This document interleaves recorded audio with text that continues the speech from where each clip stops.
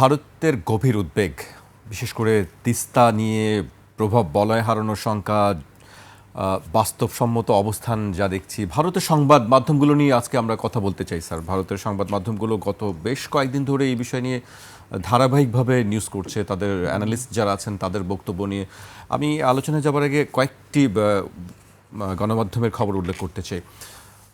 The Hindu এবং Outlook বলছে Beijing Teesta প্রকল্পকে কেবলই একটি জীবনযাত্রার মানোন্নয়নমূলক প্রকল্প বললেও এবং এটি কোনো তৃতীয় পক্ষকে টার্গেট করছে না বলে আশ্বস্ত করলেও নতুন দিল্লি একে সহজভাবে নিচ্ছে না।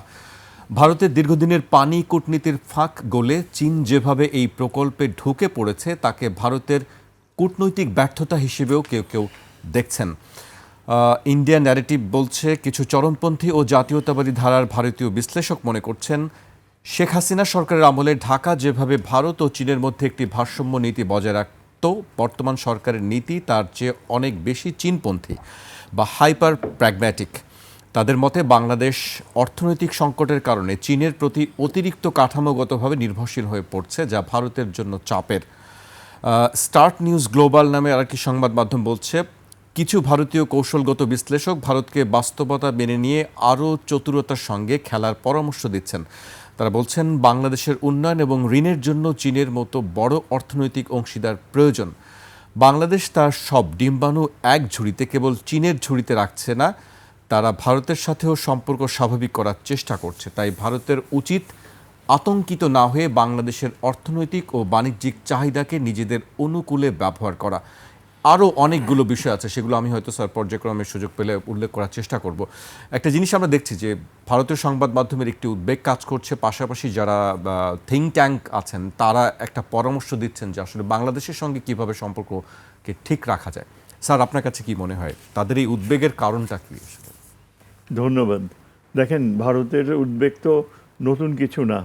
বাংলাদেশ প্রতিটা স্টেপ নিলেই সেই ইউনূস সরকারের সময় থেকে যে কোনোভাবেই বাংলাদেশ যদি কোনো অল্টারনেট স্বাধীনতা দেখাতে যায় ফরেন পলিসিতে, অমনিতেই ভারত উদ্বেগের কথা বলে। মানে আমরা নড়াচড়া করলেই ভারতের উদ্বেগ সৃষ্টি হয়। সুতরাং এটাকে ইগনোর করাটাই শ্রেয়। আমি একটা গুরুত্বপূর্ণ বিষয়ে প্রথম থেকেই টাচ করতে চাই, যেহেতু সেটা দিয়ে শুরু করলেই বোধহয় ভালো হয়। যেমন ধরেন, এবার চীন সফরে আমার কাছে যেটা সবচেয়ে তাৎপর্যপূর্ণ মনে হয়েছে, তিস্তা তো ছিলই, তিস্তা অবশ্যই শীর্ষে রয়েছে, কিন্তু নতুন যে সবচেয়ে তাৎপর্যপূর্ণ বিষয় হচ্ছে এই যে করিডোরের ধারণাটা, যেটা স্বয়ং চীনের প্রেসিডেন্টের মুখ থেকে এসছে।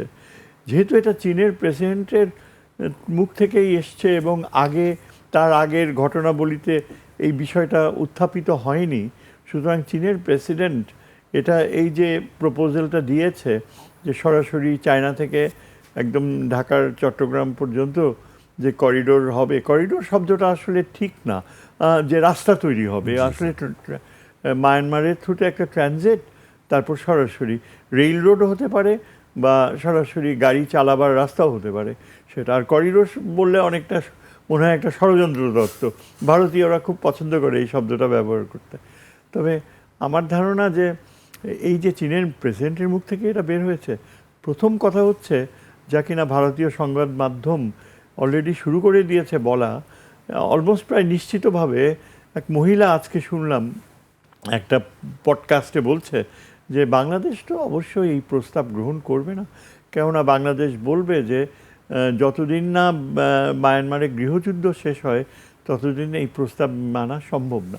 এই যে এই কথাটা বলল, এটা ভারতীয় সংবাদ মাধ্যমের একটা মানে অলরেডি প্রিপেয়ার্ড অ্যাপ্রোচ, যা কিনা এখানে কিছু কিছু মানুষ ব্যবহার করবে। আমি শঙ্কিত হয়ে যাচ্ছি যে সত্যি সত্যি যদি বাংলাদেশের কেউ বা আমলাতন্ত্রের কোনো প্রতিনিধি বা সংসদে বসা কোনো বিএনপির কেউ হঠাৎ চিন্তা করে যে এই সিভিল ওয়ার, গৃহযুদ্ধে কিভাবে এটা সম্ভব, সিভিল ওয়ার তো শেষ, এই ধরনের অবস্থান যদি নেয় তাহলে কিন্তু একেবারে মানে মেরে ফেলবে এই পুরো আইডিয়াটাকে। অন্যভাবে আমি বলবো যে এই প্রস্তাবটা যেহেতু চীনের প্রেসিডেন্ট স্বয়ং নিজে দিয়েছে, তিনি নিশ্চিত করবেন এবং চীন সরকার নিশ্চিত করবে যে এই যে মায়ানমারের দীর্ঘ পথ পাড়ি দিয়ে বাংলাদেশে আসবে সেই পথ নিশ্চিত থাকবে।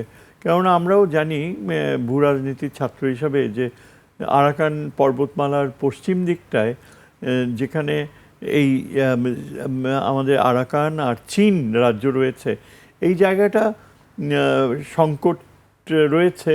কিন্তু এখানে তো পদচারণা হয়, চীনের বিশাল পাইপলাইন রয়েছে, চীনের একটা সামরিক উপস্থিতি যে থাকছে না তাও বলা যায় না।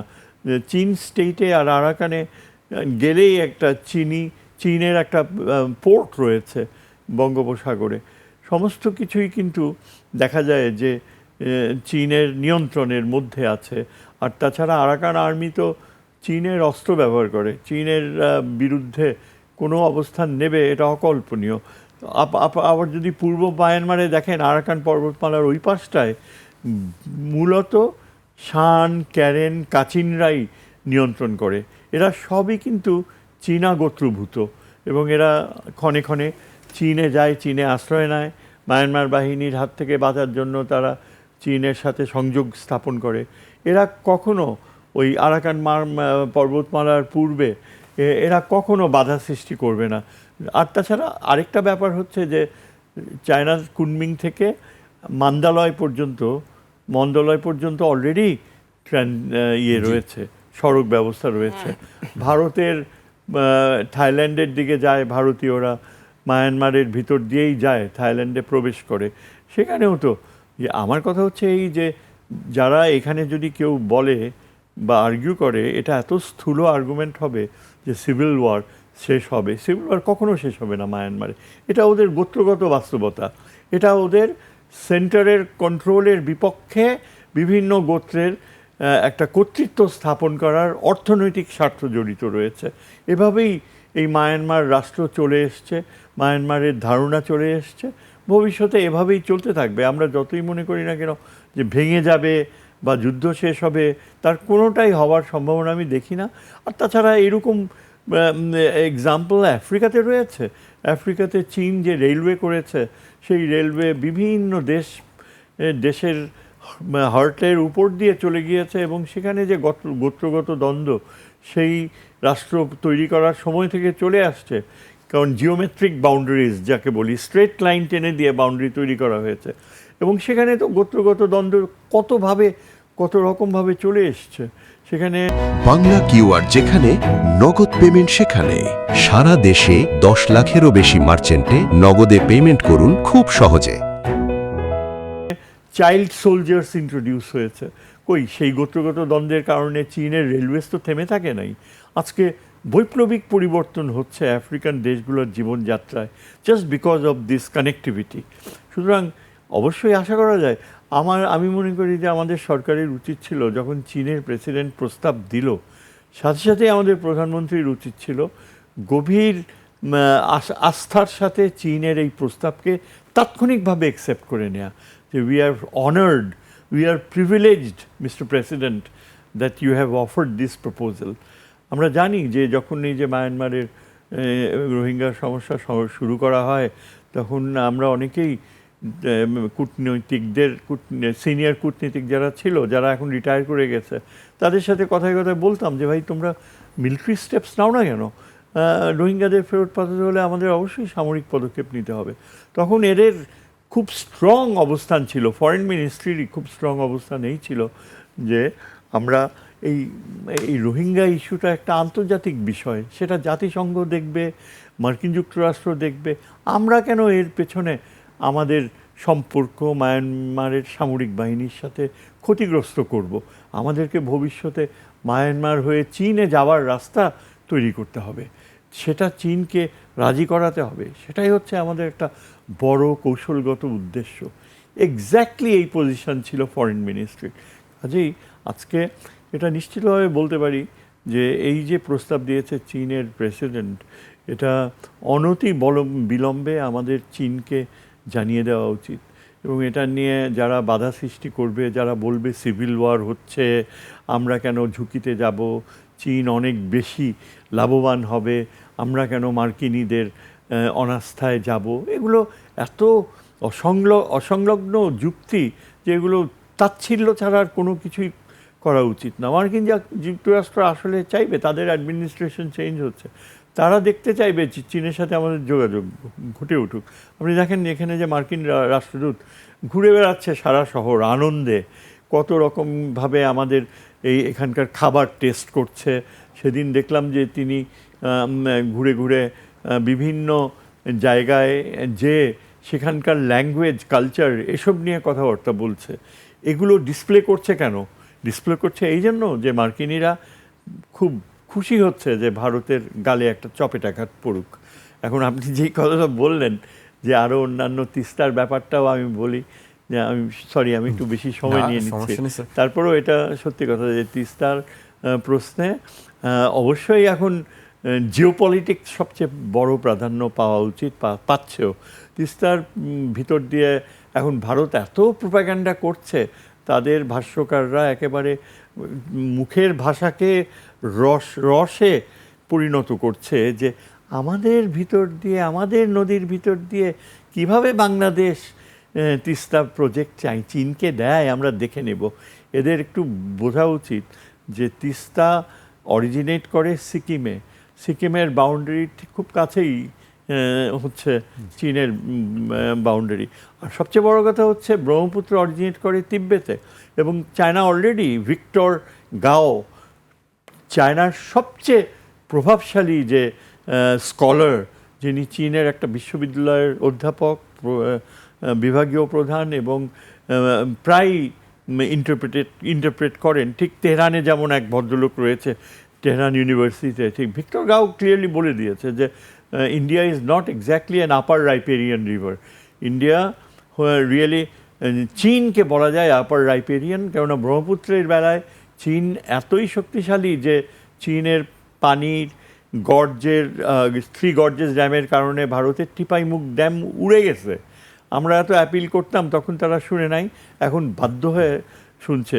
এটা কিন্তু এখন ক্লিয়ারলি ভারতীয়রাও বলছে যে ব্রহ্মপুত্র কতখানি ক্ষতি করতে পারে, সেটা আমাদের ভেবে দেখার বিষয় ব্রহ্মপুত্র। কিন্তু বাস্তবতা হচ্ছে এই যে যদি 7 সিস্টার্সে পানি ফ্লো চীন কখনো বন্ধ করে, এই পাকিস্তান এখন চীনের দিকে ঝুঁকছে এই বিষয়ে, যে চীন যেন এই সিন্ধু নদীর স্বাভাবিক ফ্লো ইনশিওর করার জন্য ওই ব্রহ্মপুত্র নদীতে 7 সিস্টার্সের ব্যাপারে এই ভারতকে চাপ দেয়।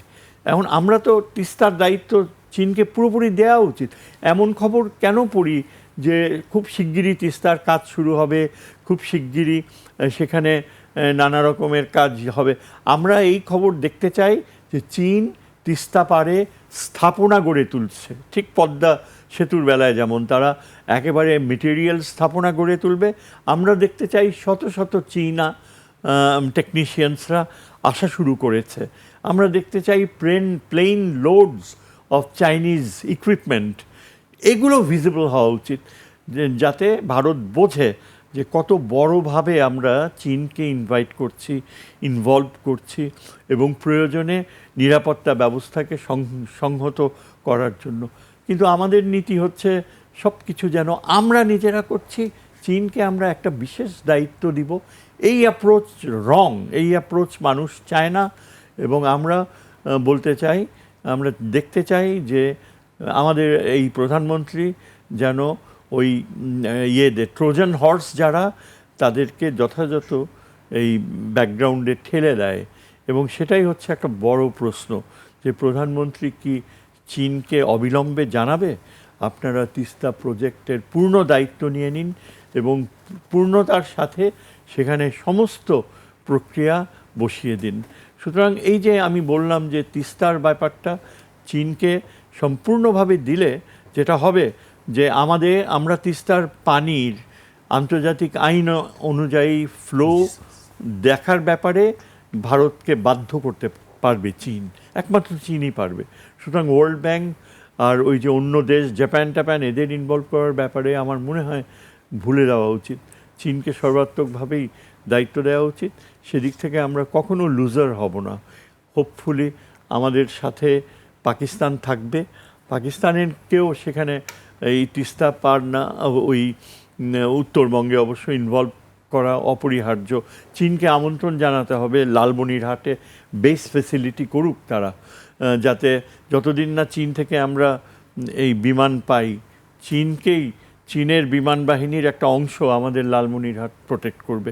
কেননা ভারতীয়রা খুবই উগ্র হয়ে যাচ্ছে এবং তারা ওয়ার্নিং দিয়েছে যে চীনকে যদি ইনভলভ করে বাংলাদেশ তাহলে কিন্তু ভারত তার সামরিক বাহিনী, এটা একটা টার্ম ইউক্রেনাইজেশন, লেটেস্ট। আমাকে একজন ফরেন সেক্রেটারি রিটায়ার্ড, তিনি এই সামরিক বাহিনীর সদস্য ছিলেন, তিনি আমাকে খুব স্ট্রংলি এই মেসেজটা পাঠিয়েছেন যে ইউক্রেনাইজেশন পলিসি, এটা এখন ভারতের গভীর একটা কি বলে চিন্তার ব্যাপার। এবং বাংলাদেশের চারপাশে তারা এমন এমন অবস্থান নিচ্ছে যে এই যে মন্দির রামের মূর্তি করা, তারা ইচ্ছা করে চাচ্ছে প্রভোক্ট হই আমরা, এবং যাতে তারা সামরিক শক্তি ব্যবহার করে। এটা যে কত বড় একটা মানে দুরাশা, দুরভিসন্ধি, এই বাস্তবতাটা এখন সম্ভব হতে পারে যদি আমরা সরাসরি চীন আর পাকিস্তানকে একটা ডিসপ্লে করার পরিস্থিতিতে নিয়ে আসি।